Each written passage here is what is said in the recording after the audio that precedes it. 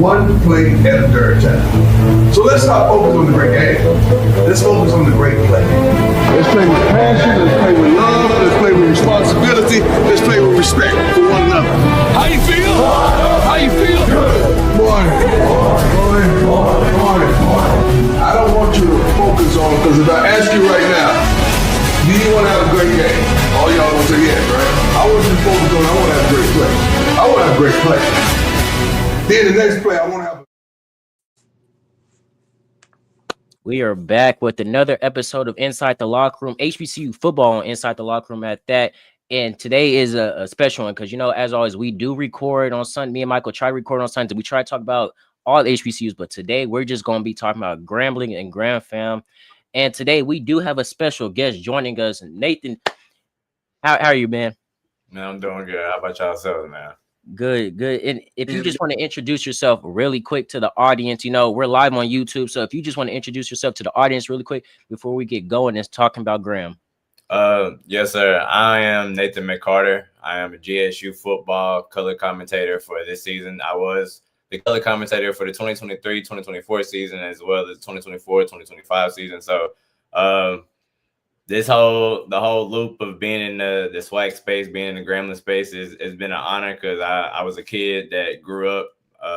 My mother went to Grambling, my grandfather went to Grambling. So I grew up in the Grambling space for a long time. So to be able to continue to grow the HBCU space, I feel like from a kid watching people like Greg Dillon, who played basketball and football as a quarterback, to Kincaid in 2016, it was a lot of different quarterbacks I've seen. I saw Doug Williams' son play quarterback in 2011, win a SWAC championship. So, I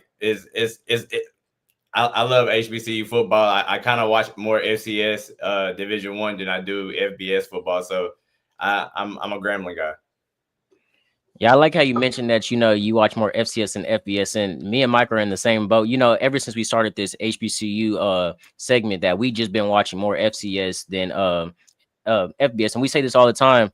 If you really watch HBCU sports, you're going to see it's actually a lot of competitive, more than you think. And the SWAC is, as competitive as it gets. And Nate, I know you talked to me earlier. You wanted to talk about Graham and PV, but talking about Graham right now, what are your thoughts on Graham's season as the season closes out? They started off, they were winning games at first, but me and Michael have said in the past, they were winning games, but they were too close. But recently they've started winning games. They beat Jackson, they beat Bethune-Cookman, games that people did not expect them to win. So just what is your thoughts on, Grambling's season as they close the season out? This to close out the season, it all comes down credit to Mickey Joseph. Mickey Joseph, for quite a long time since he's gotten here, all the guys that he had from his first season came from the last coach. If I'm not mistaken, the last coach was Hugh Jackson. So he had Miles Crowley, he had different guys like Javon Robinson, Andrew Jones, who obviously went on to Ole Miss, and then obviously he recruited a lot of players, but he decided to make the smart route and he went with a lot of redshirt freshmen. So he has a lot of redshirt freshmen, true freshmen that he recruited a lot, has a lot of walk-ons. I just did an interview with Josh McCormick, the kicker, today. He talked a lot, very highly about Mickey Joseph and about all the guys being able to play on one accord. It doesn't matter if you're first, second, third, or fourth string, or you're just a practice squad player. Everybody can play. He didn't recruit any players that couldn't play. So based off the season of the guys we've seen from Byron Eaton Jr., Keith Jones Jr., those are guys who we didn't see their face a lot last season. So to see everything come accord and how there's been up and downs within the season, especially for maybe the first 4 or 5 games was up and downs. And then for us to find a way to win no matter what, if it's Hayden Benoit throwing bombs to Andrew Frazier or Tyson George, or if it's special teams making plays like Delano Franklin for special teams as well. The defense is, oh my goodness. We know the defense has a number 1 in sacks in the SWAC, and then they're ranked 12 in FCS Division I football. So when you're talking about Grambling, when we talk about Grambling, they're always going to have a defense. I'm pretty sure y'all know throughout the years, they've always had a defense, no matter who's been that defensive coordinator, Jason Rollins and everybody else who's come before him. We know that fact for a fact, but Grambling hasn't necessarily, it's almost like every 3 to 4 years we get like a solid quarterback. If we're being honest. Agreed. So with everything how it's going, I don't want to go too far into it. Grambling, they just found a way to end up winning, and the only thing that probably held Grambling back as far as not being in heavy implications, because obviously it's holding on by a string, was the swag scheduling. Because you got PV for the first game of swag season. PV already played Texas Southern, so that was their second swag game, and we were only playing our first, let alone the State Fair Classic. So it's just unlucky. Agree. And Michael, I know you said the same thing. This season has a lot of up and downs. And you said at times, you said, look, I don't know. I think this is going to be a repeat of last season because, we started seeing some similarities from last season. But the thing that you said, Nate, is Graham found a way to win. And that's what we said. And we said Gremlin needs to find what their identity was this season. We believe their identity is that defense. You mentioned how every year their defense is good no matter the coordinator. But this year, that defense, in our opinion, is putting that team on his back, the offense on his back to win these games. Ever since T-Set went down, the thing was, how is Grambling going to win the games without these quarterbacks? One, you have quarterbacks stepping up. Two, you have the defense stepping up. But, Michael, I'm going to ask you this. What are your thoughts on that? It just shows that, in football, in the game of football, it's all next man up mentality. And when you step out on that field, you got to remember two things. One, you got to be focused. And two, it doesn't matter what class you are. You can be a freshman, sophomore, or junior or senior. It doesn't matter. Class doesn't matter. What matters is how you perform and where your mind is at when you step out on that field, because you can't be nervous. If you're nervous and you're stepping out on the field, then that's going to kill your performance, because fear kills performance. And what we saw from Hayden is that fear was not in his mind. If anything, his mindset was, it's my time now, and I'm going to make my time well known as I'm the quarterback now. And it might be for these last two games with Alcorn and Southern. I mean, you just never really know the outcome. Now, was T-Set's injury, it was unexpected, and, we don't wish anything bad on anyone, but things happen for a reason. And, what happened with T-Set was, it was like, he did what he could, but at times, sometimes when you do what you could, it could be a little too much to where it could cause you to get hurt or towards the end of the season. We've seen that numerous of times. But I think what we saw in, when it comes down to next man up mentality, Hayden specifically shown that when you step out on the field, you either going to come out with fear or you're going to come out with focus. And that's just basically the mindset in the game of football that you must have as a football player. I mean, look, he made the passes needed to. Look, I'm going to say this at first. He kind of had me a little bit nervous, but, that was just the freshman jitters, But as the game progressed, he just looked more comfortable and comfortable and comfortable. And I'm telling you, like, I'm sitting in the band, first quarter's rolling around, and they're like, Deuce, are we going to win this game? And I was like, I don't know. It just all depends on how this freshman quarterback plays. And not going to lie, the Grambling started off strong. They were up. The defense stepped up. But when the offense came out to play, I just got a little bit nervous because we didn't have our starting quarterback in there. And we had a history. Our other two quarterbacks got hurt. This is our fourth string quarterback, a player who didn't even have a name tag on the back of his jersey last week. A walk-on. Yeah. Right. But he comes in there, and I'm going to say the second quarter, he starts to heat up. He starts to make plays. He starts to, get more comfortable in the pocket. Mm-hmm. By the time halftime came out, it's like this. This game is Grambling's. If Grambling can just hold on to it, if the defense can continue to do what they're doing, and if the offense can continue to play, especially the quarterback play can continue to, show that they want to win. I'm not going to lie. At first, throughout the season, Mickey Joseph, I've been a fan of him mainly because of the way how he recruits players. He brought a lot of freshmen back from last season. A lot of times, redshirt freshmen, they just go in the portal if they don't get playing time. He brought a lot of these players back. That's what I like about him. And I'm going to say this. At first, he had me a little bit iffy with the play calling.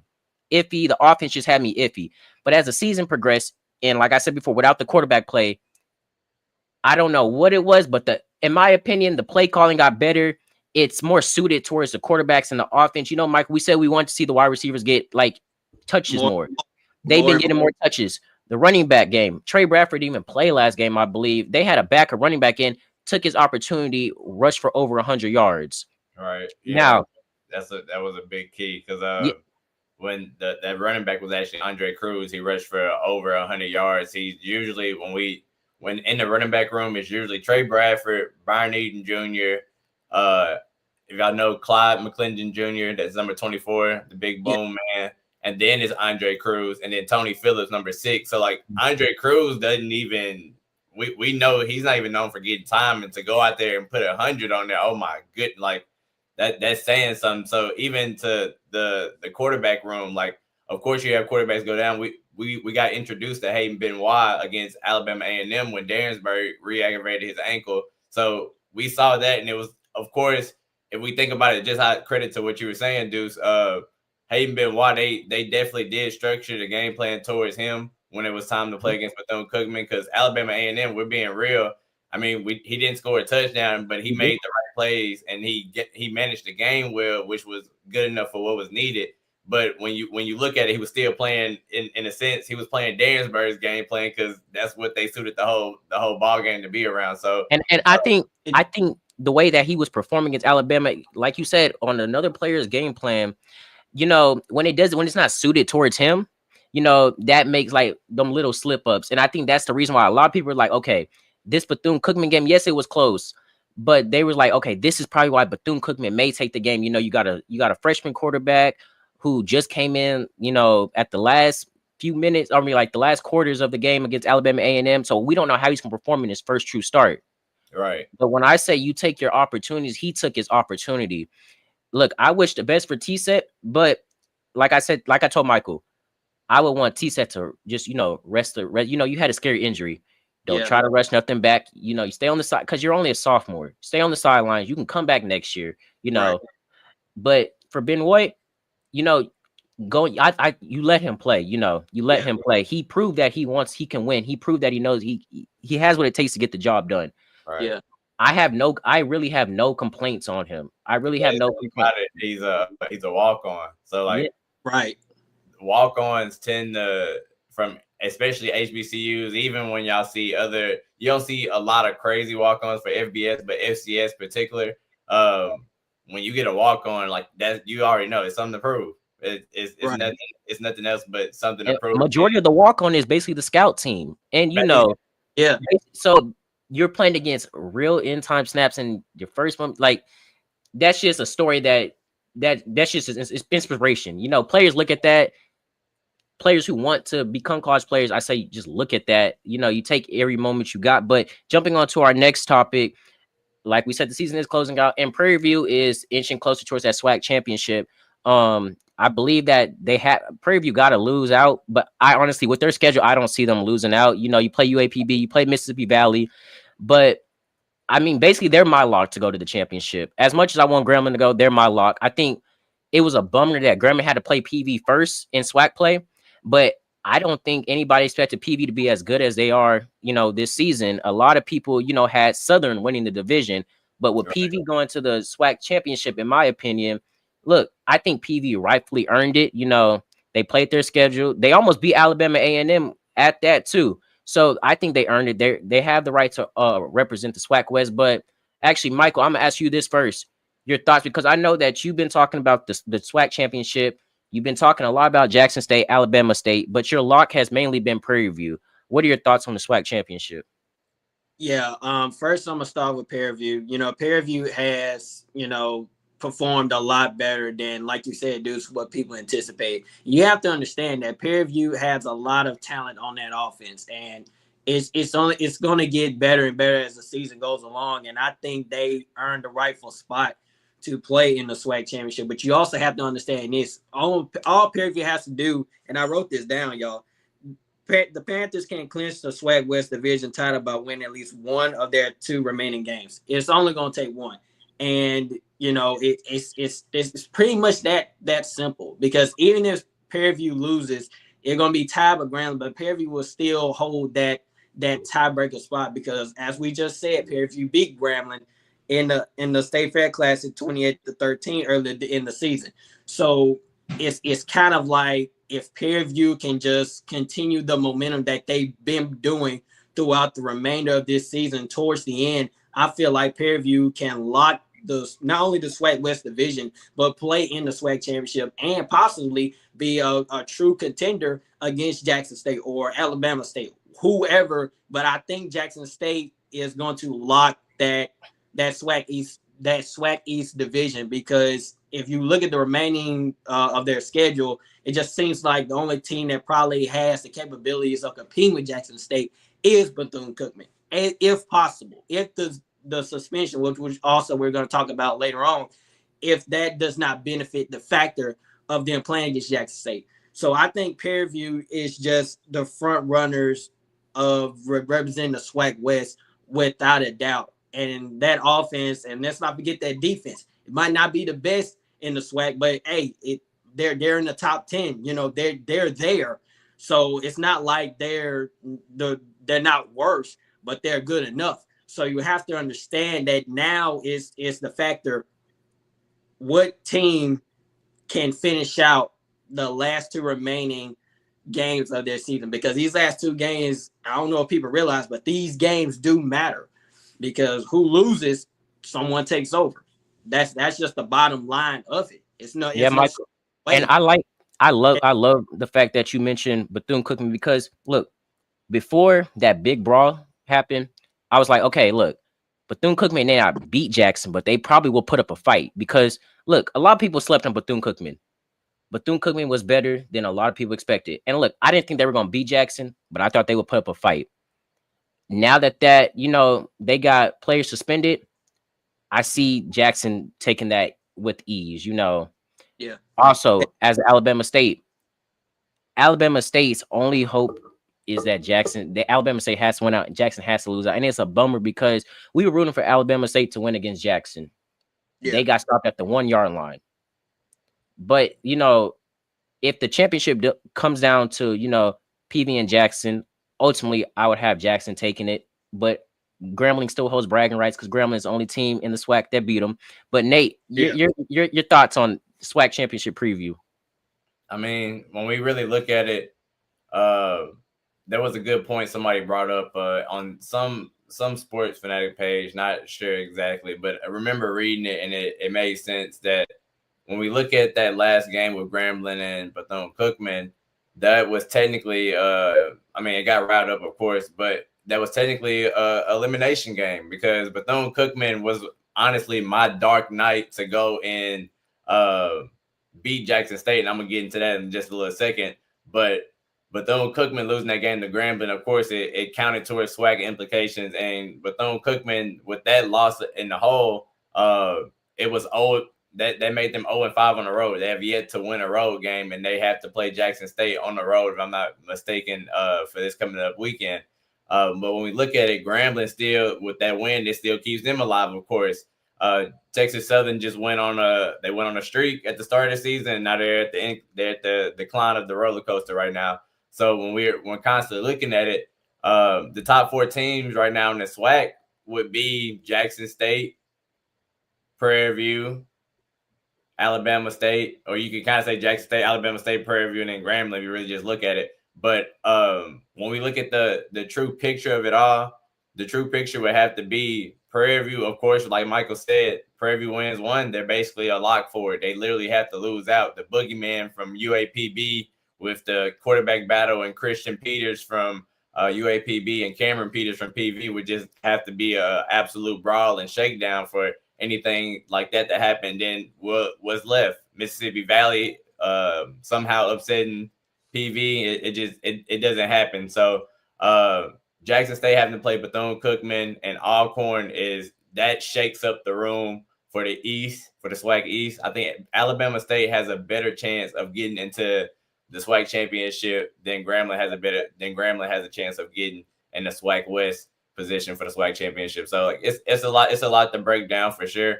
But of course, game by game, who knows? Mississippi Valley, they catch some people slipping. They just can't finish games whatsoever. So they're really over there.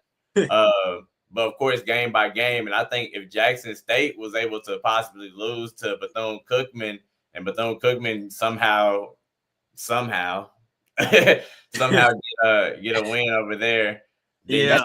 That's gonna be hard to do in Jackson. That's gonna be hard to do in Jackson. But see, Memorial's tough. what we also have to understand is that now it's about who can control their own destiny going into these last two games. It's all about destiny control, and I wrote that down. And I know a lot of people gonna be like, "What does destiny have to do with last two games?" It has a lot to do with it because the what we have to understand is teams like Prairie View, teams like Grambling, teams like Jackson State, teams like Alabama State, their destiny hangs in the balance. And these two games, and like you said, Nathan, these games can go either way. And it's just really determining now is that the momentum is in your control. The momentum is in your control, Prairie View. The momentum is in your control, Grambling. The momentum is in your control, Alabama State. The momentum is in your control, Jackson State. So it's really just all in determining which team is strong enough to hold on to their destiny and represent the SWAC championship. Because you also have to understand, the SWAC championship is not just two teams battling against each other. That's part of the important reason. But this is also part of the fact that HBCUs and how important just the SWAC championship is in general, because you got the battle of the bands in the SWAC championship. You got to understand that too. You got two bands that are battling each other. We all know how well the bands are in just the SWAC in general. So you measure that up, and it's just like that's just what it determines now, because the SWAC championship is the face of HBCUs. The MEAC is the face of HBCUs and many other conferences. But like I said, the main important point here that we all have to understand is that destiny hangs in the balance for all the teams that I just listed and all the teams that are fighting in the last two games. That's just what it comes down to. Nathan, I know you can agree with me on that, because I've heard you say all the time that it's up to Grambling on how they finish out the rest of the season and Alabama State and all that. So that's just what it determines. That's the point here. Right. I mean, credit to that point. I mean, when we look at the landscape, it's a lot. It's a lot that goes on. This is probably, with NILs being in and a lot more scholarships being put in place for every single team in the SWAC. I mean, this is probably one of the best SWAC season in a little second, because it's died down since COVID. So this one's been one of the best seasons in a little second. You got almost, it's a storyline for every single team. That's the best way to put it. So if it comes down to anything else, I mean, I'm Grambling all the way, but I based off what the facts are, you can't change facts. It would be Jackson. I agree. Look, and I'm telling this to all the Gram fan people, and they look. Although I am Grambling's biggest critic, I am Grambling's biggest supporter, right? I am Grambling's biggest supporter. But you gotta look at the facts, you gotta look at the logic, you gotta look at stuff plays out. Honestly, and I think Grambling has it harder out of the other three teams that we just listed, because you play Alcorn and Alcorn, who Alcorn beat Graham in the hole by 1 point last year on a walk-off field. What makes it crazy, we're literally about to go into Alcorn's homecoming this weekend, so it gets nuts. And then to follow that, you got bye week and then Bayou Classic. You got Bayou Classic. And we say this about Bayou Classic. Just because Southern has a bad record this year, when it comes to the Bayou Classic, it's going to come down to whoever wants it more. If there's been years in the past where Grambling has looked like the better team, Southern has looked like the better team, and vice versa, they've lost. I will say though, Southern finds a way to lose games that I've never seen people. I agree. Look, I would say this year for some reason they just look they don't look good. But I would say in the Bayou Classic, you can never count out Southern. You can never count out Graham, regardless, because even like last year, Graham was not that good, and they still put up a close game with Southern. Yes, they lost, but it was closer than a lot of people expected. Right. But I just think out of the other three teams, Grambling has the hardest remaining schedule, because I still count Alcorn as a rival that can beat us on any given Saturday. And then you have to think about the middle of nowhere, that's what happens. Mm-hmm. You have to think about this too. Grambling did just lose 18 players to this suspicion, which I think is harsh to me as far as the SWAC commission goes. But we're gonna get to that in a second. But what we have to understand now is that it's even harder now because we don't know who all got suspended. Nathan, you might know more than we do. But as of right now, you have to understand that Grambling has 18 players in suspension. Now, how long is this suspension? We don't know. But if I'm Grambling fans right now, I'm like, hopefully it's not for the rest of this season, because how that brawl went, 9 out of 10, and how the swag and how people have questioned the swag commissioner over the years, is that either these 18 players are suspended for the remainder of the season, which is really going to be tough, because if the key players that we all talk about on the defense and offensive side are all gone, then it's just like, okay, now it's next man up mentality for sure. But I don't think it's too much of a concern, because Grambling has really good depth in their roster, and they've shown that throughout this season, especially the game against Bethune-Cookman, especially that game against Alabama A&M, which was a close game, even though it was a struggle. But Grambling has shown on the defense and offensive side that we have depth, regardless of, it's not just one player, it's not one man or two-man show, it's everyone. So it's just, that's really what we also have to question. Is this suspension going to hurt Grambling in these last 2 games, or will Grambling continue the momentum, which I think they should? But sometimes with suspensions, it kind of kills the team's momentum, because star players that you normally depend on the defense and offensive side, it's kind of hard to, adjust to that. But at the same time, like I said before, it's all part of the game. So hopefully this suspension does not hurt Grambling in these last 2 games, especially in the Bayou Classic. But I'm with you guys. The Bayou Classic, I don't care, because I've had so many people say, oh, Grambling's going to win the Bayou Classic this year. Let me stop you right there. I don't care if I like that. I like that. I don't care if Southern was, 2-8 or whatever the record is. I understand they're 0-6 in conference play. I get that. But it doesn't matter. The Bayou Classic has always been a competitive game, regardless of records. Through years, ever since this first started, it's been a competitive game, and it still is to this time. So it doesn't matter. So I'm just hoping that Grambling can continue their momentum. Southern's championship will be beating Grambling in the Bayou Classic, and I think that's why they're going to work their butts off to make sure they do it. But, and I'm gonna say this before we jump to our next topic. This game against Alcorn, it's like the stakes got so much higher because all these players are gone, and like I don't even know who's suspended. It could be key players, it could be role players, but it's the next man up. Not to mention, you mentioned it's their homecoming. That stadium is going to be packed left and right. Yeah, with alumni, and without a doubt.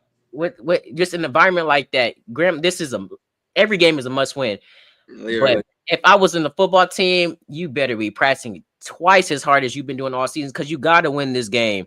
And I think this game is more important right now than just the Bayou Classic, because if you lose this game, your season's done. You're just playing for the Bayou Classic at that point. But yeah, it's a lot of like we talking about with the whole part of the implication of the SWAC East and the SWAC West. I mean, we go in there and we win against Alcorn on their homecoming. That says a lot already as it is. I think how you said Southern winning the Bayou Classic, being that would be their championship, aka their Super Bowl. It would be Grambling Super Bowl to just go ahead and win out, and then you end up with the best win streak, if I'm not mistaken. Because even if Jackson State goes on, they're probably like on a Jackson State or Alabama State are either on a 2 or 3 game win streak. Even if you were to go into the Celebration Bowl and win everything, you still wouldn't finish with what Grambling had if they were to win out with a 6 game winning streak. They wouldn't be able to finish with that. Grambling would be able to finish on a 6 game winning streak, then start the next season for the 26th season. And guess what? From there, you get to actually show people what it was the first time, because Mickey Joseph's first season, he had Eric Dooley at first. It wasn't him running the offense. This is technically his first season since he's been the offensive coordinator. So, I mean, when we look at the landscape, I'm ready for the Bayou Classic specifically to see. Hey, I'm gonna go ahead and send y'all the link. I know Michael, you'll be able to listen to it for the radio station, but I know Deuce, you'll be in the crowd, me and the band, with live action. But the whole time, I'm ready to see Hayden Benoit. We call him Hayden Benoit live, because every time he makes a pass, is always something spectacular happening. So I'm ready to see that. Grambling has more to look forward than Southern does. Of course, just winning one game against us doesn't do a lot. But the headlines for Grambling coming in is absolutely insane. Agree. And look, Sure. I'm gonna say this because look, Hayden's supposed to be coming on our show in a few weeks. Nate, look, you got to get on it when he's on the show. You know, we love to have you when he's on the show. But look, jumping to next topic, we talked about the defense earlier. The defense has, in my opinion, has been their identity. But Nate, what are your thoughts? Just on Gremlins defense and the special teams going forward. I'm gonna say this about the special teams. At the start of the season, y'all had me disappointed because there was some. I think it was week 2 when they played Kentucky State, and the special teams had all them turnovers. Yeah. But since then, as the weeks going on, they look better and better. The defense looked better and better. The offense has looked better and better. What are your thoughts, mainly on the defense and the special teams? I mean, going back to what I said earlier today, I got a chance. If you guys, of course, we'll be able to exchange all the different social media tags and all that. But shout out to on Instagram, GSU Radio. That's KGRM. That's the radio where we have the Grambling Sports Radio Network. I got a chance to talk to Josh McCormick today, who hit the game-winning field goal against Jackson State. They had him come in. That was clutch 3 points, and then against Alabama A&M, 7 points for him, and he was able to there was no offensive touchdown scored by any skilled players. It was all on special teams or whatnot. So when it comes to the special teams, he mentioned guys like Johnny Stefano, Theodore Caballero, and then I forget, it's one guy. I want to say Garcia or something like that. I'll be able to quote it later because we have the audio file. But the special teams, going from the slow start, from obviously having a big game against Langston, the Ohio State game, of course, and then Kentucky State and Texas A&M Commerce. Those were the games to kind of find our identity. And it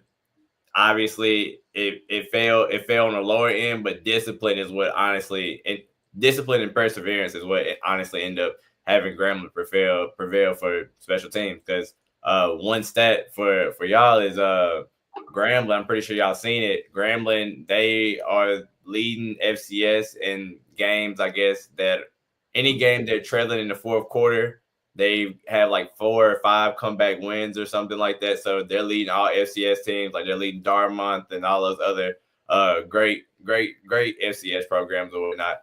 But it's all credit to, like we said earlier before the show started, Grambling's going to find a way to win no matter what. Special teams, defense, offense, or whatnot. You see Mickey Joseph at times that tried putting Byron Eaton at the Wildcat just to switch it up just a little bit to make because, of course, after a while, you start seeing some of the same thing. You start seeing some of the same things. I want to say Mickey Joseph absolutely went into his bag, and I don't think he's done. Me either. Michael, your thoughts on the defense? Look, you're the one that told me, like, ever since week 1 against Langston, that pointed out the defense. And look, I've known about the defense, but to the level that I didn't really expect. Michael, you've been high on this defense all season. They've continued to impress you. Every week, you tell me this defense, they continue to shine. Even in their losses, you said they've had incredible plays. They've made good plays. Your thoughts? Yeah, I'm going to stay on my opinion, and I'm going to basically just give y'all some stats and some moments that I wrote down. So, early in the season, Deuce, I talked about Grambling defense has to do better communication, because at times we've seen blown up coverages and blown up routes that just seem like communication just wasn't there. And it just seems like you have to give credit to the defensive staff and the defensive coordinator on fixing those problems, because it just seemed like in the last 3 or 4 games, it just seems like that communication has gotten so much better. And it's still some wrinkles in that, but sometimes progression is more important than, because you're not going to fix everything. You're not going to fix everything. There is no such thing as a perfect defense, and Grambling does not have that, but they have a good enough defense, and they've shown that. I can, like the game against Alabama A&M, Deuce, we've talked about it numerous of times. There were games that Grambling really shouldn't have won, but it was their defense that kept them in the game. The defense was getting turnovers.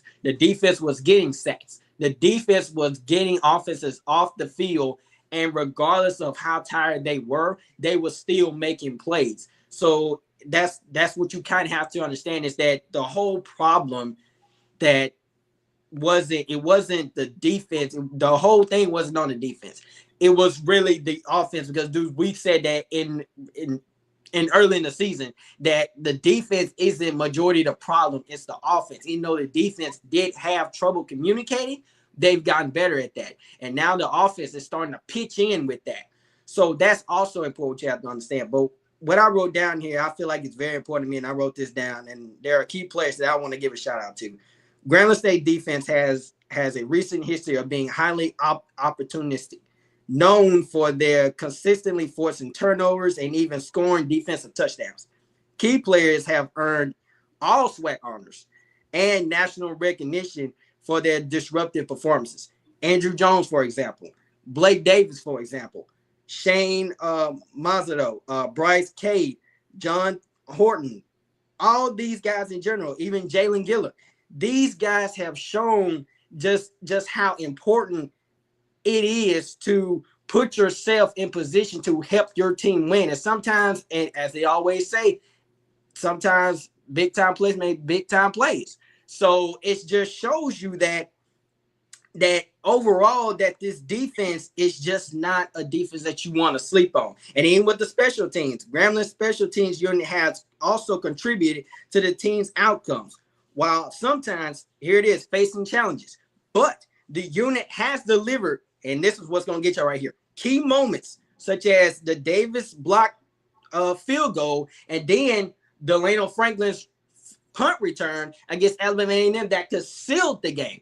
So Grambling's special teams over the years has always been, in my opinion, the key factor on Grambling's success as far as winning games, and especially their defense. But I feel like the guys that I've just listed have shown that it's when you have brotherhood on the defensive side or offensive side of the ball, that matters. Because when you have brotherhood on that side, then all guys contribute. It's not a one-man show. It's not a two-man show. It's all of us. It takes all of us to make this unit tough for anyone to face. And I feel like, Deuce, like you just said, Grambling's defense is going to be the key factor in these last two games, especially against Alcorn, because let's not forget, Alcorn has a good offense, okay?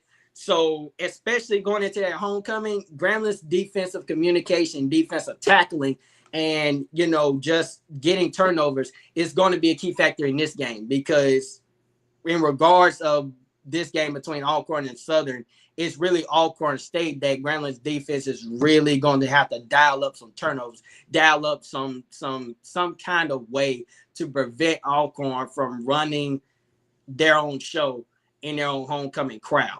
And I think that's the big key factor in this season and the destiny of Grambling State football program.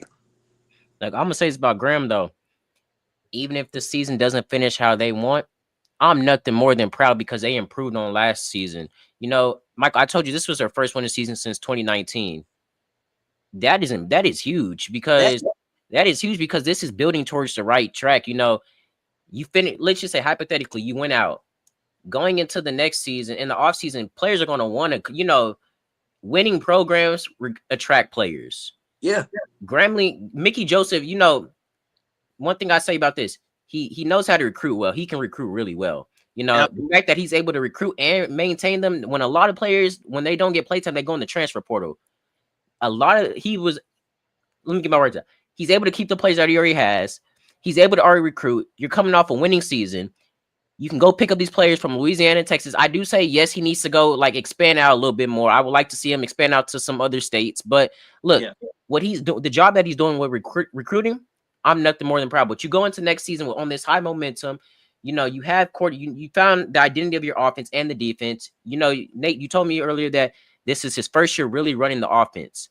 Next year, you're just building upon it. This is how you continue to, repeat level of success. With Jackson, I don't like to talk about, Dion was a blueprint. I don't like to use him as a blueprint all the time. But I look at it when he said, Jackson, his first season with Jackson was not the best. The second season, they got better. Then the third season, they got better. And then the program just continued to build on that. Although you don't want to copy Jackson's success, I think how they did it is how Grambling should do it in these coming years, because I believe that they need to get back to the top of the SWAC West. It shouldn't, rightfully so, to all the Prairie View fans watching. Yes, congratulations that y'all had a good season, but respectfully, the SWAC West belongs to Grambling or Southern, in my opinion. But it really belongs to Grambling, because I've been Grambling fan ever since I was just a little newborn baby. So I grew up around, uncles. I grew up around, majority of my family's with the Grambling. And it's one thing that I've known about Grambling throughout my 24 years of life is that Grambling was the face of the SWAC West and was the face of the SWAC conference. Grambling was the team that people used to fear on playing against. It was coaches after Eddie Robinson. It was Doug Williams. It was Rod Broadway. It was all those coaches that continued that legacy. And it just seems like after I can't think of his name right now, but after Roderick Fobbs left, it just seems like Grambling legacy just took a downslide. And Deuce, me and you have talked about this numerous times before, is that the face of Grambling's football program in general, it needs to get back to where Grambling used to be. Grambling is known to be, and that's to be dominant, on control, on being that team that you don't want to face. Grambling used to be the hungriest team in the SWAC, and I know that for a fact. And that's not even just an opinion, that's a fact. So I just feel like in these next coming up years, it's great that, Grambling's first win the season 2019. But if you really think about it, it shouldn't have even gotten to that. But at the same time, what we have to understand is that the legacy of a team is in your control. And that's that, like, I'm going to jump over. That's like Alabama, for example. Their legacy continue because of the fact that because coaches at that university, they built on that legacy, and they brought the players in to help build on that legacy, and the players help build on that legacy. And now Grambling, they were building on that legacy for a while, but then they took a downslide, and we thought Hugh Jackson was going to bring that back. But let's be honest, Hugh Jackson, his coaching resume, it wasn't the best, but it was worth a shot. And Hugh Jackson, even though he wasn't the worst coach in the world, but he just was not it. So then you bring in a person that is well known to, the Grambling football program. You bring in Mickey Joseph, who, if I remember correctly, was the wide receivers coach when Grambling was in the Celebration Bowl back, I believe, in 2017 or 16. So now it's just like you bring in Mickey Joseph. He understands how to build a legacy, and he's continuing to do that. And then now you bring in the 73 season, you bring in the first win season 2019, which I think is a step in the right direction. But my question here now is, can you continue to build on that legacy, starting from here all the way until, I don't know, to the end of time, I guess, in your life? So that's just what it takes, because Grambling needs to get back to being the face of the SWAC, and the fear of a lot of Grambling fans, you say this, fear of the G. That's what we need. That's what Grambling needs. Teams need to fear the G, because Deuce, man, you said this. No one feared Grambling in the SWAC media. No player from any team listed Grambling as the toughest opponent, because of the fact the program has slid, and now teams like Jackson State or Alabama State are being known as toughest opponent. But back then it was Grambling. So Grambling just needs to find ways to bring back that legacy that Eddie Robinson built, that Roger Fobbs built, that Doug Williams built. That's all. Right. That's what matters here. Yeah. I think when we talk about those names in general, I mean, we're talking about Grambling coaches. We're talking about the coaches that, before they even started coaching, their pathway through even being a coach in that position at Grambling, they had to have a little bit of Grambling roots. What happened was, I think, firing Broderick Fobbs and then moving to Hugh Jackson, you went away from your roots. Your roots were to have a coach that had some type of resignation or a resume with Grambling, or has been looking to the school or something that you can't you just can't go away from those roots, because there's a different type of feeling when you have a coach that has Grambling roots for So Mickey Joseph, of course, coaching between the times of it was either 20 between 2012 and 2016 range. He was somewhere here with Grambling, but the biggest thing behind it is he was able to come back, and we know that Mickey Joseph, he just came from Nebraska. He could easily be coaching at any FBS program or FCS program easily. So what I think it all came down to, Grambling failed from their roots, and then they came back into their roots. Mickey Joseph, they tried to, even Eric Dooley used to be a coach here at Grambling. They tried to bring Mickey Joseph and Eric Dooley back together, and it just didn't mesh well. So Mickey Joseph had the keys to the city, basically, as well as Jason Rollins with that defense. They were able to make it mesh well together. As I feel like the roller coaster was going up, and it went down, of course, towards the end of last season. Then it's coming right back up. So all you have to do is stack seasons. So this is in my eyes, this is Mickey Joseph. Like I said, I'm gonna say it again. This is Mickey Joseph's first season. It's second season on paper, but in my eyes, in my brain, in my perspective, this is Mickey Joseph's first season. So what is he gonna do in his second official season? In my eyes, at least, as an offensive coordinator, and with all these other guys, Andrew Frazier, Keith Jones Jr., C.J. Knight, and you have a plethora of more players. Barron Miles Jr. You have everybody who can give you 5 receptions and 100 receiving yards. You have running backs that can give you 10 plus carries and 100 yards. Everybody can do a job. The defense can do a job. So I mean, like I told y'all, the defense has always been good for Grambling for years on years.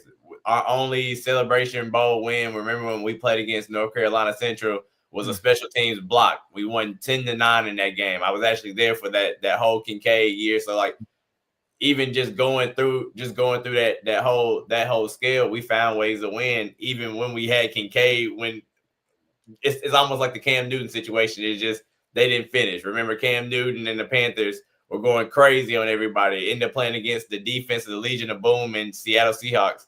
Beat them, get to the Super Bowl, play against the Broncos, and then that happened, and they end up prevailing. Grambling, Kincaid, Martez Carter, Chad Williams, all those boys from the whole season, putting up 40 and 50 against every single SWAC school, and then it came down to a lower scoring game, and who prevailed? The defense, the special teams defense. So Grambling's roots is slowly coming back, and the one thing I keep bringing up references from the Josh McCormick interview I did today here at KGRM was, he said, he gave a key stat. He said in games where there's a block punt, because you remember there was a block punt and against Jackson State at the HBCU Las Vegas Classic and all that. So he said if any game there is a block punt, that team has an 80% chance of winning.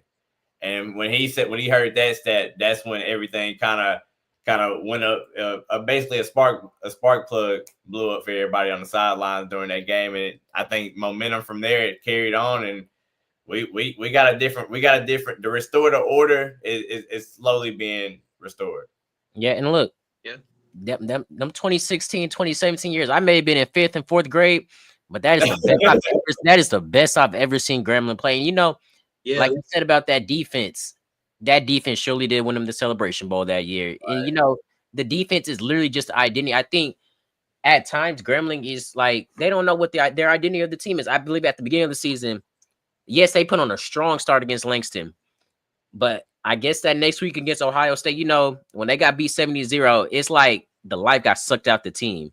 But as the week starts to progress, you see more you see more confidence, you see more players stepping up. Yeah, the defense. I know that after that Ohio State game, I mean, man, Gardner and Jeremiah Smith, no player wants to do that. No player wants to, no team, wants to get beat 70-0. But I mean, look, you're a smaller school. You're playing against the defending champs, #1 in the country. I didn't blame Grambling for the loss. A lot of people bashed Grambling's team online for that loss. I didn't. But see, a lot of people. I said this is a money game. These boys are coming here to get paid. They're coming here to put their names on a higher stage. don't take this loss with a grain of salt. Yeah. But I could see that in the coming weeks after, when they play, Texas A&M Commerce and they play Eastern Kentucky, the defense, it kind of looked, a little bit But after that week, even though they lost to State Fair Classic, even though they lost homecoming, I could see that defense. They were showing that they wanted to fight. They wanted to win. Ever since then, ever since the Jackson State game, a game that they weren't supposed to win, the defense has been the best in the SWAC, in my opinion. They've been playing better than Jackson's defense, in my opinion. I can't say too much about the offense, but the defense right now, in my eyes, is the best in the SWAC. But I want to jump to this next topic before, we talk about, Michael, because I know you wanted to talk about the whole brawl that happened on Saturday, how you thought, you didn't agree with, the suspensions. But closing the season out, what would y'all just give Mickey Joseph's grade? Me, I'm a person star. I'm gonna give it a B plus. You Nate, I like how you mentioned, because now I'm trying to think about it. Yes, this is his first season in my eyes, because last season it was a bad season, first season as a head coach, but this season you're really, involved with the game plan. You're involved in the offensive system. You get your full hands on, you're not getting like the leftovers, from the previous coach. This year, although he started slow, yes, and that Langston game was a dominant win. Ohio State, shook a lot of people's heads, but he started 0-2 in the SWAC play and has been winning ever since. He's improved on all the stuff that I criticized him on. He improved on it. I really think he really helped bring those guys together after the T-set injury, helped the team feel just as one. I think if you just close this season out and you win your Bayou Classic, that grade goes to a B plus. Although, it would have been an A if you win homecoming and State Fair Classic. I hate losing in the State Fair. I hate it because I'm from Dallas. I hate seeing PV fans go home happy. And, I just hate losing homecoming because that's where our alumni are at. But Mickey Joseph has done everything right in my books this season. I have nothing to complain about. Yeah, Nate, I'm gonna let you take a second on this. My grade for this season, although it's not over, we know and we have high hopes for finishing and winning out to finish 9-3. Mickey Joseph, I give his grade, and I give the whole Grambling State coaching staff. I want it to go B plus too, but I'll probably have to go A minus just off the simple fact of what I mentioned earlier about the SWAC West implications. Of course, you're unlucky when you get caught with the SWAC scheduling of having to play PV and Texas Southern, and you get caught slipping by 1 point on homecoming day against Texas Southern, and then you lose in a devastating aftermath at State Fair Classic in your first SWAC game. So, I mean, to be able to bounce back and you have the highest win streak in the SWAC right now, that says something. That says that you caught a rhythm, and hopefully you only get stronger. You're only good as your last game. So finishing it off at Southern Classic, I'll say at the Bayou Classic against Southern or whatever, I'd say that basically would put the bow on the gift there, and pretty much Grambling fans would be a little bit more happier.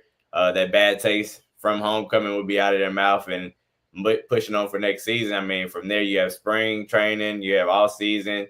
You have to get stronger. You have no choice because everybody's going to be expecting to see you as the SWAC West champion and in that SWAC championship game next season. Yeah, for sure. I totally agree with both of you guys' grade. I'm gonna go with A minus as well, only because of simple fact, because Mickey Joseph, you started the season off real slow, and you didn't start the season off on the winning side. But I gave him an A minus because of the fact that you progressed. And I think as a coach, it's all about how you finish the season off, even though the season isn't technically over with yet. Like you said, Nathan, he started off 0-2, and now he has the highest win streak in the SWAC right now. I think that's very important. Not only plus the simple fact of the quarterback situation he's in, you were able to find ways to win, especially against a team like Bethune-Cookman, who, I got to be honest here, was coming in real hot, because Bethune-Cookman was actually finding themselves and finding that rhythm, on how to win ball games coming into Grambling, and Grambling intercepted that. And I just feel like that's coaching mindset has something to do with that, because it's all about game plan. When you play games like, I guess, especially against like Bethune-Cookman and Jackson State, and then not only that, you beat Jackson State yet again another year, especially in a big event like the Las Vegas Classic, which I think they should keep, because that, I'm gonna be honest, when you have two dominant HBCUs playing in the Las Vegas and known as a party city as Las Vegas, as great as Las Vegas is, I think they should keep that. But I think, when you beat Jackson State twice, and as dominant as Jackson State is, without a doubt, but when you find ways to overcome the struggles and overcome the situation from being 0-2 to now you're like 7-3 now in the regular season. And then not only that, you start 0-2 and now you have a win streak, which you could possibly end up winning the SWAC West if pair of you lose the last two games. So I just think that Mickey Joseph has shown that you might start off slow, but it's always about how you finish. And that's what we have to understand in football. It's not how you start, it's how you finish. And so far, Mickey Joseph has started off slow, but now he's finding ways to win on the winning end. Like my dad always says, sometimes you have to win ugly. And Grambling has found ways, Mickey Joseph has found ways, the coaching staff has found ways to win ugly in even regards of, how the game goes.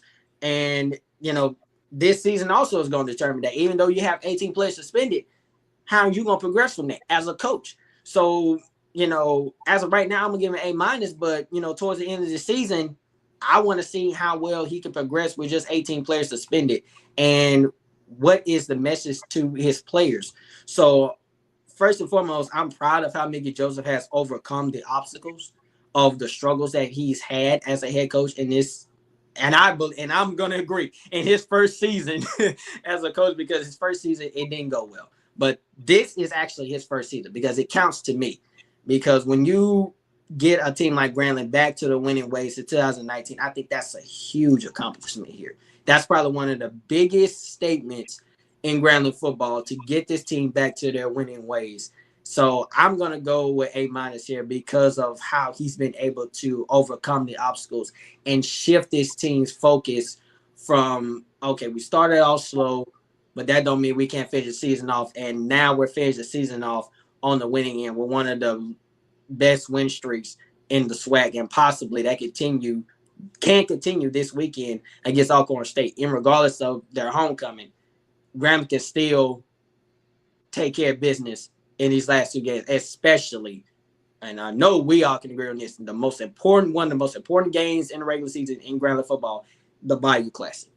Right. I think what the benefit for us is how, like, with the Saints, I see Drew Brees down there as many times as Drew Brees had those 7-9 seasons, and he's been throwing to different receivers his whole career. You probably know the name of Keith Kirkwood. Nobody knows who Keith Kirkwood, but Keith Kirkwood, Cam Meredith, it doesn't matter. Whoever's out for the game, I know Hayden Benoit will be throwing to whoever is going to be out there. So I really do feel that good about Hayden Benoit, to have a gunslinger back there. That's what we need. Like you need flash. So Graham is looking good in my eyes. I like these next 2 weeks coming up. Going to have a long drive to Mississippi and Lawrence, Mississippi, of course, and a long drive to New Orleans. It'll be worth it. But I'm excited for all the vibes. This is the best way to end the season. But with Hayden Benoit, you have to also think about this too. His future hangs in the balance as far as, where Grambling goes from here. Because now, it's like, if Hayden Benoit can continue to play the way he played against Bethune-Cookman, I'm gonna scratch away the Alabama A&M game, because, let's be honest, he wasn't prepared for that. But he got comfortable in the Bethune-Cookman game, and he could possibly get comfortable, in the Alcorn State game. It just determines on how he walks onto the field. Here's what people got to understand. When you are a first-time, starting freshman or starting sophomore, it's all about how you present yourself when you step out on that green grass, on that green turf.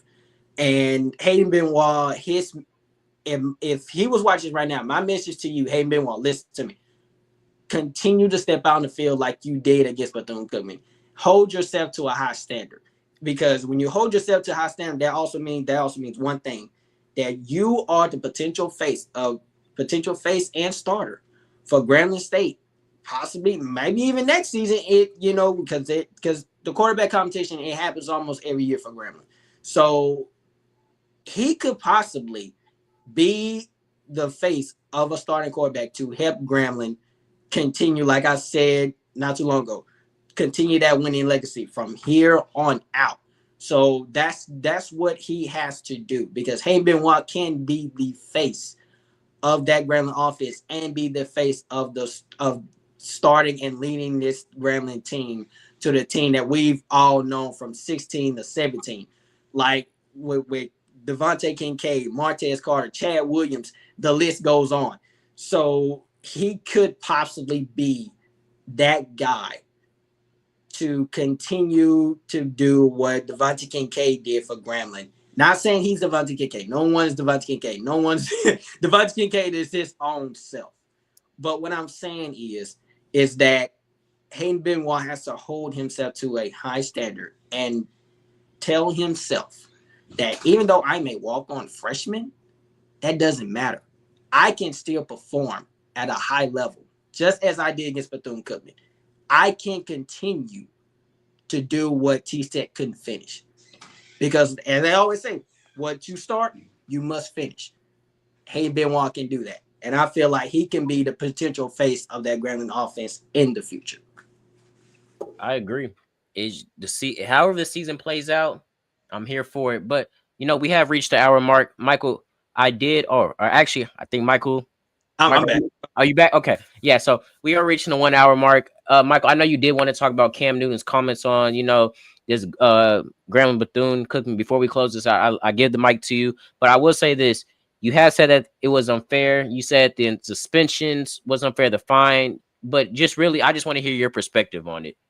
Yeah, I understand that the brawl shouldn't have happened the way it should have. And that's fair. And it shouldn't have. And, Mickey Joseph shouldn't have said what he said. And that's true. But, I would have said the same thing, because you're not only disrespecting my players, but you're disrespecting me as your opponent. And you're also disrespecting our university, because you're coming here to play us. You are supposed to be respecting our home venue just as much as we're respecting you on coming to our home venue to play us.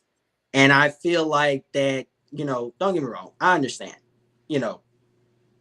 players must be suspended or be held accountable for their actions.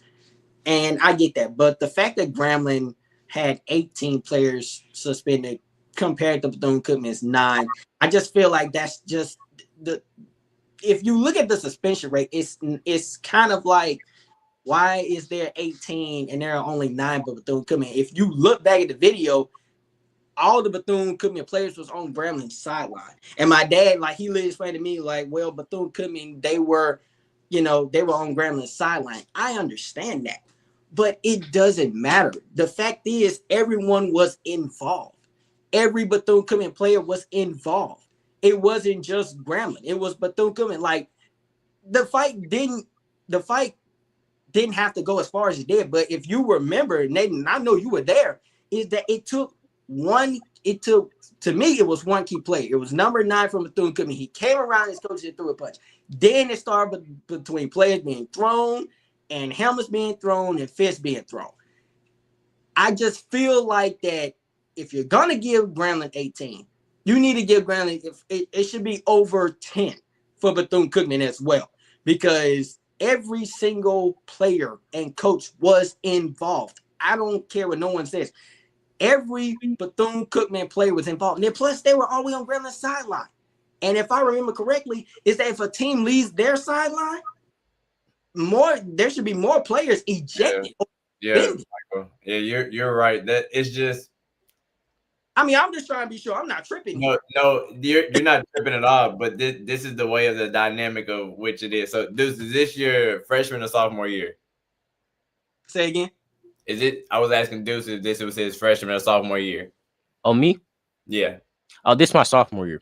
So you had a chance to. You were here last season as well with Miles Crowder. Okay. So usually during Grambling games, when halftime happens, of course, usually that is you have both bands usually come. Bethune-Cookman's band didn't come, so it was just Grambling who obviously went onto the field, did the halftime performance, came out the field, and there was just a lot of time to go by or whatever. So by the time Grambling is coming down the Tiger Walk, Bethune-Cookman's people are coming down, and usually Grambling, the players only had maybe like 5 to 8 minutes to truly warm up. It was just a lot of time and opportunity, if we're being honest. Grambling was already coming down. Bethune-Cookman had plenty of players coming down. They already had basically majority of their players down, but a few lingering players for Bethune-Cookman leaving late out of the bathroom, coming late, and then that's when the mixture comes through. That has to be a solid communication. Never in Grambling history there's been something that started from the Tiger Walk and then transpired all the way from the other side to the Jumbotron. So that comes to obviously the security and everything that goes into that. And then further, when obviously Bethune-Cookman's on Grambling sideline, but it'd be different if, like, you know how in the NBA when scuffle happens and then all the benches just coming clear, whatever.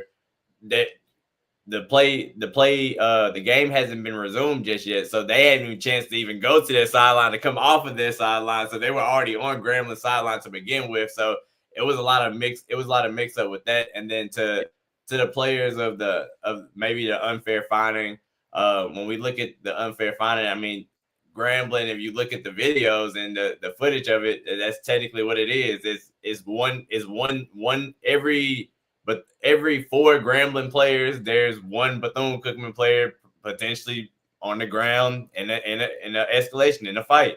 So when you look at it, I think the suspension is fair.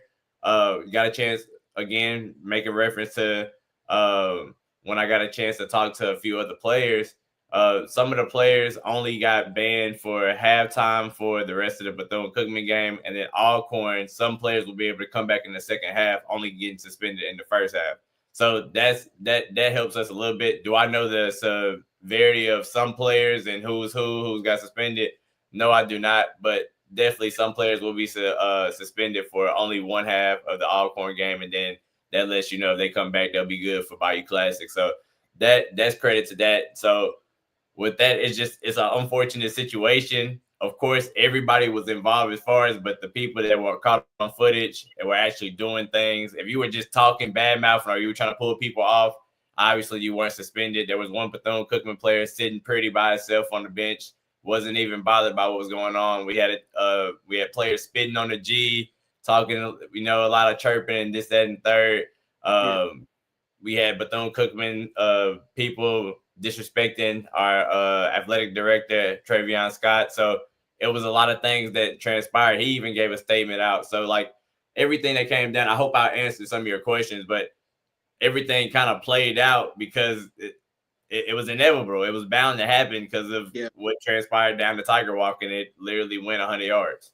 I mean, look, I think this all started with that post that Bethune-Cookman made, the whole week before the game. And look, I'm going to say this. Before the game even started, their team was chirping at the band directors. Like, Bethune-Cookman came into the stadium. Like, I feel like they wanted to set a record straight. They wanted to, leave the hole with something, like a statement. Yeah. But you leave that on the field. Why are there 4 players lollygagging? And I say this, everybody can agree. Grambling always lets the visiting team down on the field first. You can see it in the video. They were waiting. You could see the 4 Bethune-Cookman players lollygagging and chirping with the team. Right. Who knows what was said? Who knows what was said that led to the scuffle? Who knows what was said? But it just shouldn't have escalated the way it did. Now, look, I'm gonna say this: $40,000. I didn't expect that big of a fine. But I mean, when you have, like you said, Nate, for every 4 Grambling players and 1 Bethune-Cookman player, that's bound to happen. I mean, in the video, I seen random people going up and fighting people. I mean, I saw my old roommate run up to somebody and punch somebody, and I'm like, dude, what? Like, what are you doing? So, like, I think at the same time, you don't come and disrespect the G, because one thing about Grambling, love or hate, at the end of the day, they're going to respect their name. They're going to respect the image. They're not going to let nobody come down, and trash talkers. I mean, last year when Jackson State, the band came down and trash talked us on the G. You know, the way we responded, we just don't mess with that. Gram fam does not mess with that.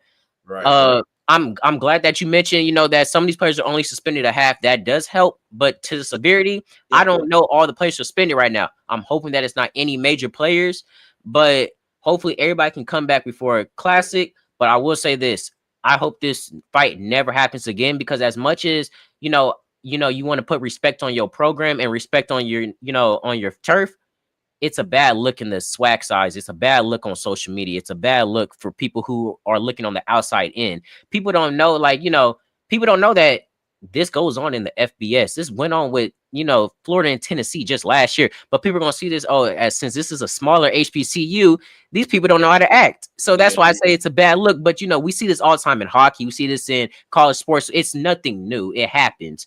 But to the level of that extent, you just don't want it to happen. But I think for future references with games with this much buildup, you got to have more security on there. You got to make sure your players are getting down on the field. You don't want a repeat of this. Yeah, but see, the thing that's getting me about this is that ever since that fight happened, people have been calling Grambling ghetto. People have been calling the SWAC ghetto. But my thing with this is, what do you call Michigan State and Michigan's rivalry brawl and all the brawls they've been having? What do you call Ohio State and Michigan's brawl? What do you call Florida and Tennessee's brawl? Like, what do you call? No one is talking about those. And I'm sorry, but I refuse to sit here and sit quiet and let people talk down, talking about how ghetto Grambling is and how ghetto the SWAC is. First of all, in that case, then the Big Ten is ghetto. In that case, then the SEC is ghetto. So I don't think that ghetto-tivity has anything to do with how this happens. This is all part of the game. Now, should it happen? No. But it should not determine a university or determine a team. Like, it's just crazy to me that people are talking more about this brawl than they talk about Ohio State and Michigan, or they don't talk about Michigan State and Michigan. Those two teams fight every single year, but no one talks about them. Well, know why? Because it's not that important. But let it be these smaller HBCU teams. Oh, all of a sudden it's important. I refuse, and I don't care what no one has to say. I refuse to sit here and let people talk about, oh, this is why you're in the SWAC. Because someone said in the video, this is why y'all in the SWAC because y'all are ghetto. First of all, being in the SWAC has nothing to do with being ghetto. I'm sorry. I call the SWAC the prestige conference of HBCU football. Being in the SWAC is a privilege because the SWAC is known for their dominance in every single sport, from soccer to basketball. It's all the above. But being in the SWAC has nothing to do with being ghetto. I mean, let's be honest, Bethune-Cookman and Grambling, they do have a rivalry in the history books. It's the same way with Southern. It's the same way with Jackson State. It's the same way with Fairview. It's no different. But I'm kind of getting tired of, guys, and I'm sorry if I'm getting worked up about this a little bit, but I'm getting sick and tired of people overlooking this brawl that Ohio State and Michigan have, and Michigan State and Michigan and all these other teams have, but no one's talking about them, and I don't even care about none of that. Oh, but they're in a different conference, they're a bigger school. That don't matter. That don't matter, and I don't even want to hear that because it don't matter. It's still football at the end of the day. It's still football teams fighting. There does not matter the level. Fights happen. Fight is a fight. It doesn't matter the school size. And so I just refuse to sit here and let people talk about how ghetto Grambling is or how ghetto the SWAC is. Okay, then what about the Big Ten? What about the SEC? What about the Pac-12? I can sit here and list a few teams right now that fight almost every year, but no one talks about them. I'm sorry, guys. I refuse to sit here and just sit here and let this die down. And guys like Cam Newton, don't get me wrong. I love and respect you, brother, but you have in your career have known to been starting fights in the NFL because of your cockiness and your ways on dancing on people's end zones and over exaggerating when you shouldn't even be supposed to doing that. So I'm don't even sit here and act like you know about Grambling when you ain't even stepped foot on that university. The only HBCU that you stepped on is Delaware State because of their fame and because of the fact that First Take took you in when you really could have stayed over there with your podcast. I'm just saying, don't sit here and talk like you know about Grambling when you don't know nothing about Grambling. You don't know nothing about class because you literally just fought their mascot. What kind of professionalism is that? You said talk about how Grambling and how Grambling's head coach shouldn't have said what he said. But let's think back to your career. Let's think back to what you just did to Delaware State. If I remember correctly, their mascot. You literally just slapped him out of cockiness. I'm like, come on now. Don't even sit here and talk about being professional, because let's be honest, you ain't never been professional even in your career. Like you probably been professional in, making stats and making Carolina well known, and especially, winning the Super Bowl. I mean, not winning the Super Bowl, but playing in the Super Bowl. But that's all good and dolly dandy. Especially, I don't know if y'all heard, but that comment he said about Drew Brees, let's be honest, you will never be as great as Drew Brees was. But at the same time, don't see it talk like no one would know who Drew Brees was. The only two teams that probably know who you were is Carolina and Auburn. You helped Auburn's program to be what they never were. I mean, they were in recent years, but you lifted Auburn to a high standard. But don't sit here and act like you know about HBCU when you never stepped on one. That's just that's just bottom line. If you don't know nothing about HBCU, don't sit here and talk about them like you know everything about them when you never stepped on their campus. I'm just saying. I know I'm probably being biased. I know I'm probably taking up a lot of time. I just had to say that because I refuse to sit here and let people like Cam Newton and let people who don't know nothing about HBCUs talk like they're ghetto when your fan bases and your team fight every year. That's just, man, get out of here with that. I mean, Michael, it's a reasonable explanation. But look, we are reaching, our time. We're at 1 minute, an hour actually, and 16 minutes. One of our longest specials. Nate, you're always welcome to get back on the show for HBCU Sports. Anytime you're welcome. Do you just have anything you want to say to the viewers before you head out? I just want to start off by thanking you guys for having me on here.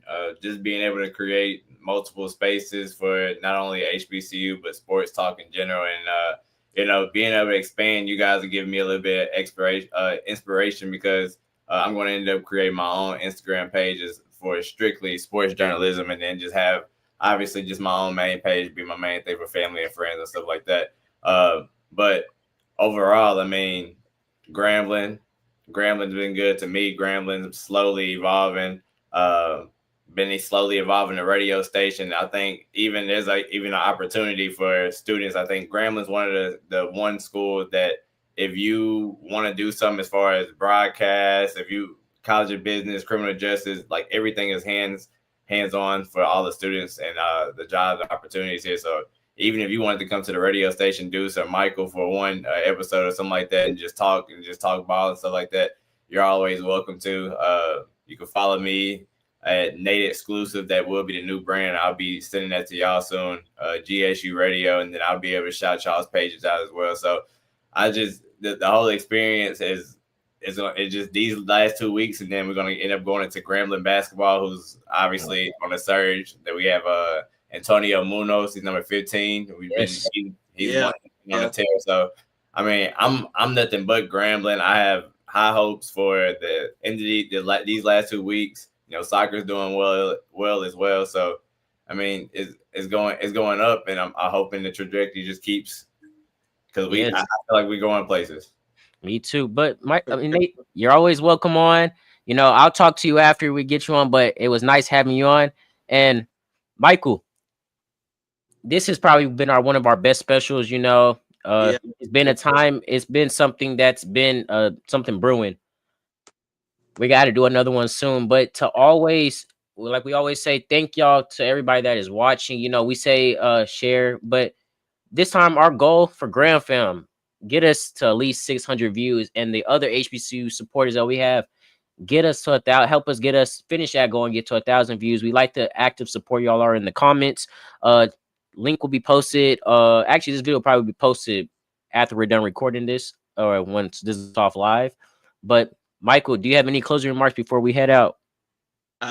Yeah, it was a huge honor to have Nathan McCarter on here. I've listened to that guy from basketball to football for these past consecutive years, these past probably 2 or 3 years, and it was just a huge honor to have a person in the Grambling radio station just to be on here on a YouTube on Inside the Locker Room that we're trying to grow every single day. So the fact that we have someone from Grambling to be on this stage, I just feel like that's a step in the right direction for our HBCU segment, dudes. And then we're gonna have some HBCU players from Yes. Texas Southern and Alabama State, all the above. Like we're growing a whole lot more faster than I anticipated. Me So too. and I'm first of all, I'm extremely proud of you all and the support that you have constantly been giving us. If it wasn't, Who would have thought who would have thought Andrew Body's family would be tuned into our stuff, commenting on our stuff? Like Andrew Body's probably one of our favorite quarterbacks in the SWAC, and he's actively, his family's actively watching, which means he's actively watching our stuff. Like that's just big stuff. We got these younger Grambling players that are finna join the podcast in coming weeks. We got players from Texas Southern finna be on the podcast. Players from hopefully Prairie View, Alabama State. We're trying to work to get Jackson State players on there. So the podcast is growing, and hopefully this gets big enough to where we can get other collaborations with other HBCU content creators. Because look, I do see the other content creators, and look, I think we're probably one of the youngest ones out right now. Yeah. And look, we try our best, to model after them, but do it in our own way. And I think that's what we are succeeding at. Michael, I would have never thought in our first 4 weeks of doing this, we would hit 1.3K views on a video. I never would have thought that. I never thought that. I would have never thought we would jump from 30 subscribers to 225 in the span of 2 months. That's just thanks to y'all support. And this is what keeps us going every day. You kind of see, you look on our channel and you see I love my brothers Benji and Adam, and we're gonna get a video of Inside. We're gonna get a whole group set video going probably this weekend. But you just see HBCU football, and that's just because we've just been so determined to get this content back out to y'all. Y'all are fans are just what makes us keep going, and that's all I can say is thank you. Yes, the dedication is real, and I want to thank all of you. And according to Deuce, everyone has been asking about me, but look, let me just take this time. It ain't just me here, you know what I'm saying? Y'all got to give it to your boy Deuce over here. That's my HBCU partner right there. So it's like, it ain't just me, doing all this. It's him, all this is because of him. I'm just a co-host. I'm just a host on this. So it's like, I can't take all the credit, but I do appreciate y'all and the support that y'all have for me and the support that y'all have for me and Deuce on what we're trying to do, because we're not, if anything, we're not trying to hurt. We're trying to help HBCUs. So, like I said, who else to do it but Inside the Locker Room with your boy Deuce and Michael. So we're going to constantly keep feeding y'all with content, and we appreciate y'all for y'all support. Please keep doing it, man. I love y'all and I appreciate y'all. Agreed. And before I close this up, I will say this before we go to the end credits. I will say this. Unfortunately, there probably won't be a video Monday because I got band practice on Sunday. Yeah. But we'll try to get a video out Monday or Tuesday for our weekly episode to recap the latest week going into the final closing weeks of the season. But as always, stay safe, like, comment, subscribe, and help us reach our goal of 1,000. As I always say, y'all, grace, peace. Love y'all.